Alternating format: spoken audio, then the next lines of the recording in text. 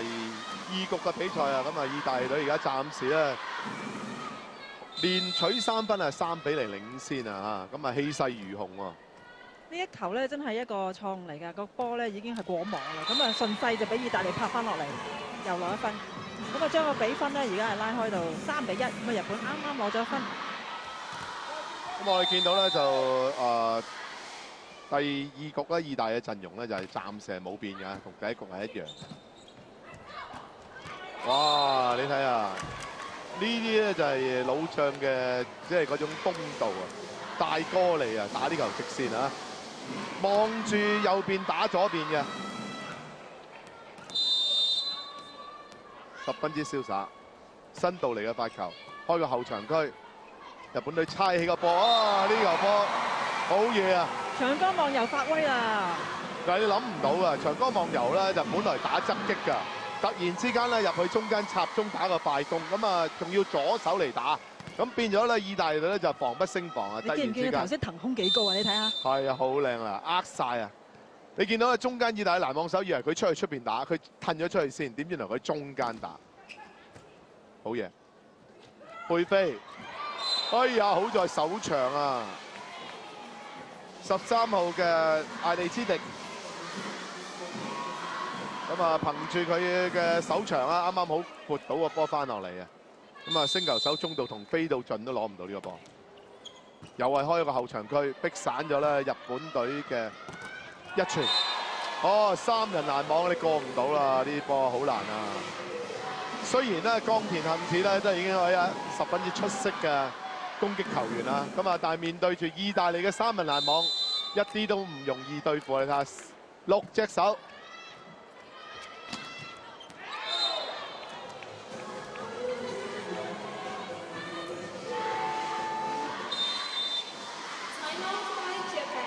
好啦，咁啊，日本隊啦，真波正義教練覺得係第二局開段起局啦，就真係有少少失禮啊，所以即刻咧好早啦要嗌個暫停。咁啊，但係好特別嘅一樣嘢喎，真波正義嗌完個暫停之後，佢行開喎，俾助教講喎，自己唔講喎，啊，真係練波練到咁喎嚇。即係其實而家日本隊方面咧以前嘅好出名嘅中下佳江啊、大友愛啊，同埋呢個荒木佢利香啊，都係分別淡出啦，同埋退役啦。咁而家喺日本嘅陣中咧，保留咗12年嘅奧運隊員咧，有木村沙織、岡田幸子、碧田沙織、新窩里沙、中道同山口舞同埋佐野優子，一共咧係有7名嘅舊隊員喺度㗎。咁啊，多數啲國家隊咧，佢哋都係用老帶新嘅方法咧，係做一個交替換血嘅步驟嘅。哇，靚啊！呢個飛身救球，好，哎呀，估唔到啊！呢個波攔網手楞一楞咧，令到咧就主攻手呢個波撲唔到啊！咁啊，意大利隊咧攞埋依分咧，就領先入去啦，係第一個技術暫停。睇下呢個波啦，啱啱打到手頂，咁啊接過嚟依邊車先撲進啦，都攞唔到。我哋都知道咧，日本咧一向就係以呢個防守見稱㗎啦，佢哋啲小球啊、串連啊，即係下三路嘅功夫好好㗎。咁但係我哋喺第二局嗰度咧，就見到佢哋呢啲咁嘅功夫咧都未出喎。冇錯啊！似乎個注意力係集中咗去另一樣嘢。係啊，我覺得佢哋真係練波嘅味道咧太重啦嚇。咁啊，唔知佢哋係咪想保留實力咧，就留翻聽日打中國隊喎。啊，因為佢哋真係入緊決賽嘅，咁所以佢可能係喺個初賽入邊咧會選擇性，究竟我喺邊一場真係先去考驗下自己真正嘅實力咧，係咪？咁啊，意大利隊就唔理㗎啦，一定係搶分㗎啦，因為咧，正如頭先 Wendy 所講啦，可以入到去決賽嘅咧，喺呢個第一組別入邊咧，就係4隊嘅啫。咁啊，競爭十分之艱巨啊！好靚啊，逼先嚟打呢個4號位離網嘅強攻。啊，分別就係喺度啦，人哋咧就打入場㗎，你就打出界咁，個分別就喺度啦。咁啊，打出界嘅咧就係12號嘅石井優希啊，咁呢一位咧就係新進嘅主攻手嚟㗎。咁啊，真魔正義俾佢試下局。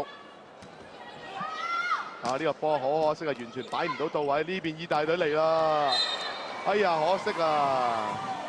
本來揸住個餐屎面，自己打個背飛打出界，佢自己都覺得縮一縮個膊頭，有啲可惜。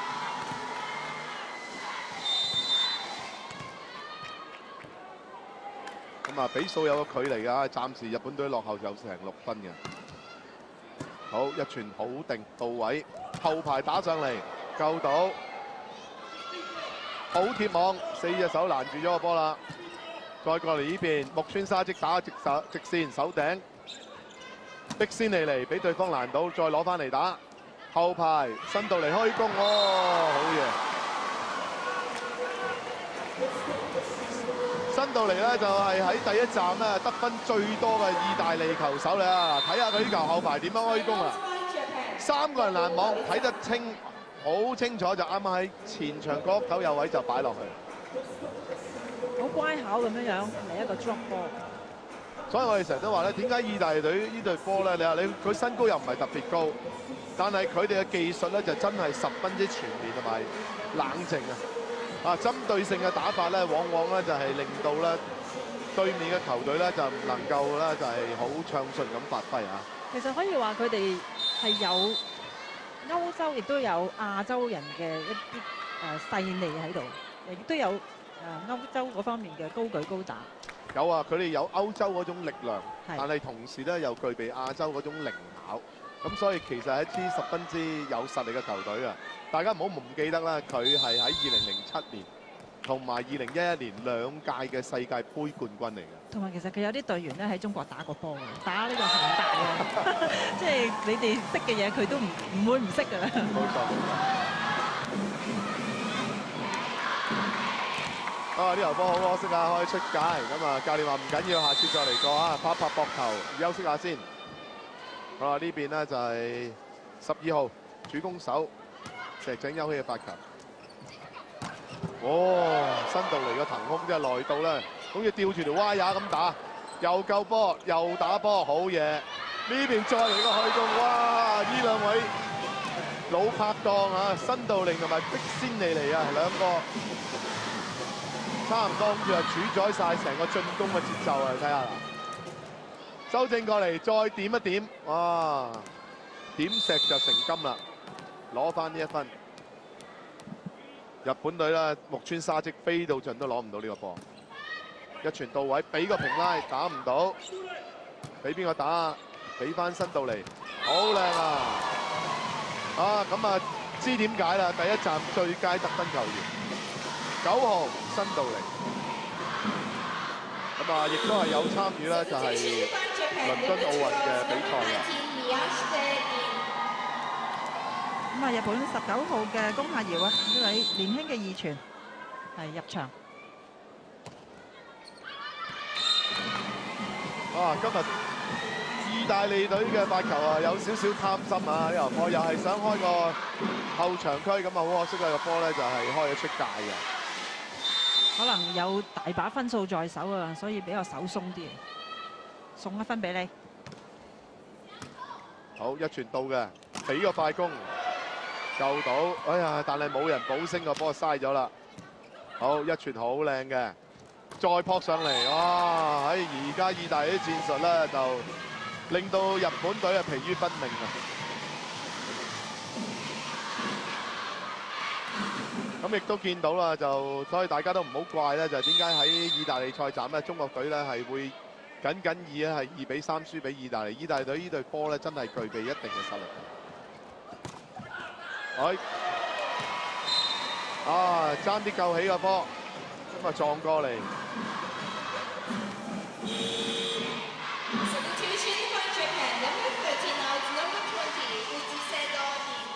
好啦，日本隊咧換入咗佢另外一位主攻手啊，20號啊，賴回來真實啊！係啊，見到佢哋咧，即係都不同是唔同嘅主攻手嘅配合。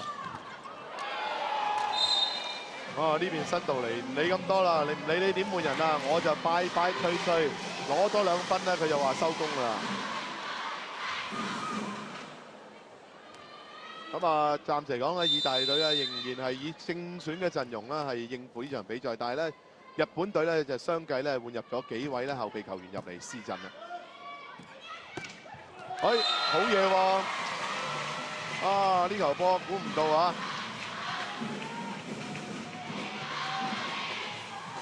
身高唔係好高嘅主攻手，1.70米嘅啫。咁啊打呢球車先，好嘢！龔夏堯嘅發球，19歲嘅主攻手，二傳嚟嘅。救到！哇，靚啊！好啦，睇呢邊有冇啲驚喜先。又俾佢打到條線落去，但係冇乜威脅嘅，虛攻救到。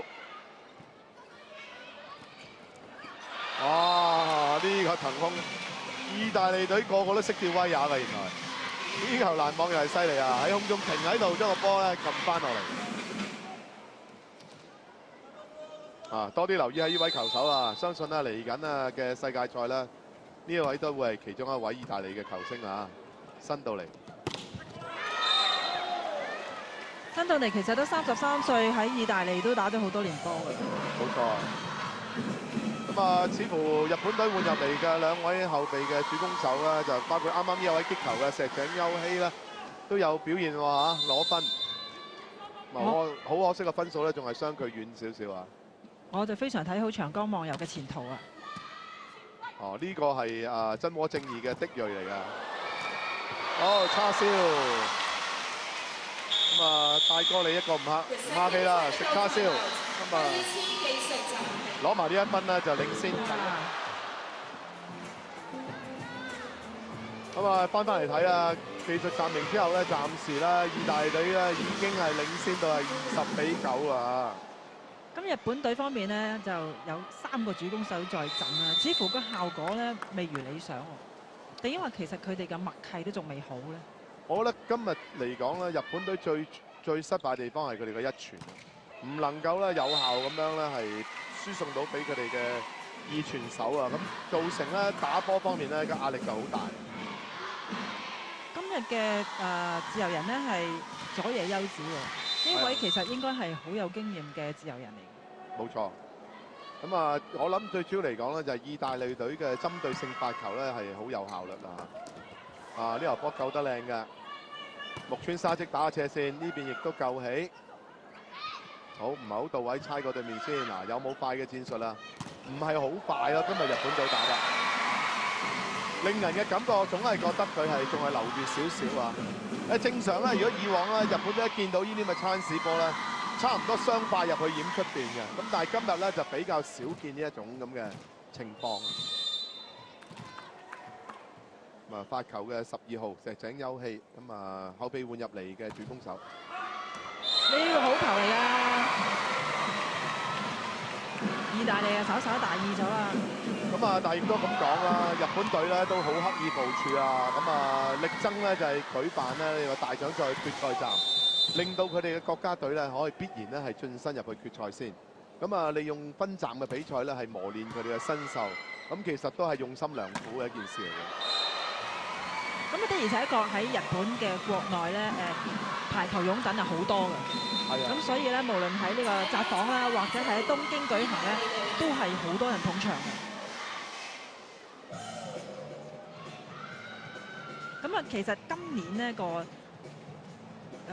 大家都係會諗住世錦賽嚟到進軍㗎啦。咁中國隊嘅目標亦都係冇錯啊，因為咧世錦賽咧就係世界可以話係最高榮譽嘅其中一項賽事啦。我哋話3大賽事嘅世錦賽、世界盃同埋奧運嘅，咁所以各個強國咧都係力爭咧呢項比賽嘅錦標。咁啊，其實咧4年嘅奧運週期咧，咁啊由舊年開始啦，咁今年咧就大家漸漸都進入狀態㗎啦。咁出年咧就要爭呢個奧運嘅入場券，咁有2個賽事佢哋可以去爭㗎，所以話咧其實嗰個狀態咧一路會提高，同埋咧佢哋嘅競爭越嚟越白熱化。冇錯。咁啊，我仲係覺得咧今日嘅日本隊咧仲係收埋好多嚇，咁啊未用盡嘅，咁啊盡量都係俾新人咧係試局。咁啊，睇下新人有冇啲好嘅表現俾我哋睇下啦。好啦，意大利呢邊手起個波，再嚟後排進攻開攻，哎呀！哇！意大利真係好嘢，真係睇得好準啦。就係、日本隊嘅防守咧，守得好咧，佢就可以喺前場咧係擺一個推攻，咁啊令到咧就日本隊咧喺度咧都失咗唔少嘅分數啊。咁啊，意大利隊輕輕鬆鬆領先到21-13。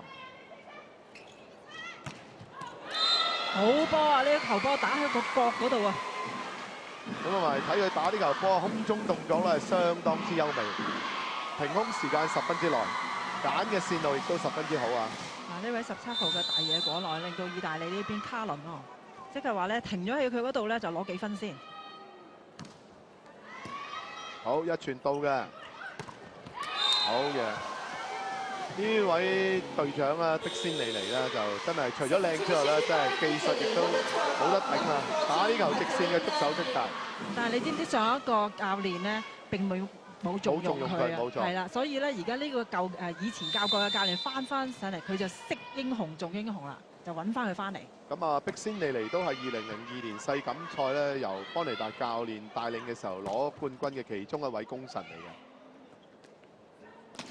靚啊！呢球波打得靚嘅，手亦都守得靚。呢邊長江望游打個波亦都打得相當之好啊！左腰仔打4號位啦，一啲都唔容易啦。睇下係咪長江望游？唔係喎，後排進攻。哎呀，好嘢啊！未死啊！呢個波咧就最後撩出界啊！咁啊，日本隊啊還以顏色，做翻個後排嘅虛攻。睇下呢個波。後排一個虛攻，輕輕力推落去啊！咁啊，令到意大利隊防守係失誤㗎。好啦，木村沙織佢係經典嘅簽名式嘅發球啊！哇，好勁啊！叉燒啊！你睇下嗱，呢個咁嘅叉燒咧，造成嘅原因咧就係因為佢嘅發球威力真係好大㗎。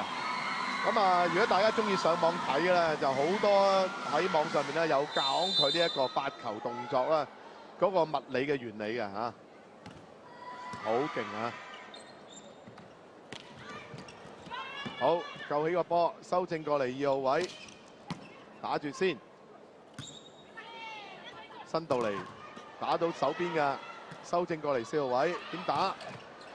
哎呀，想打個觸手出界，可惜唔夠力啊！咁啊，內麗。護真實啦！呢個波啊，好想打個觸手出界啊！咁啊，可惜咧食個波唔係食得好型。啊！呢邊咧又到啦，意大利隊嘅快攻，茲利舒拿發球啦，佢好中意開後場，睇下係咪啦？都係後場嘅波嚟嘅。哦，你睇下，意大利隊部署啊，已經望實啦，長江望游呢隻左手將。知道一定係2號位啦，諗住順住俾佢喺2號位左手打就最好啦。咁啊，意大利隊咧就啱啦。我一早咧就及住咗噶啦，已經睇住啊。事實上咧，意大利隊咧其實因為佢哋啲波比較高啦，個速度唔係太快。日本咧其實以前佢哋打得好快㗎，但係今日咧似乎跟咗意大利個節奏啊。冇錯。呢球波咧就。戴哥利咧就想打個觸手出界，咁啊，但係裁判長咧就話日本隊掂唔到啊呢個波，咁但係咧仍然咧就係意大利嘅局點嚟㗎。24-17，而家日本方面發球17-24。哦，呢球出界啦！今次攻下搖冇乜甜頭啦。咁啊，意大利隊咧就再以25-17咧贏埋第2局啊！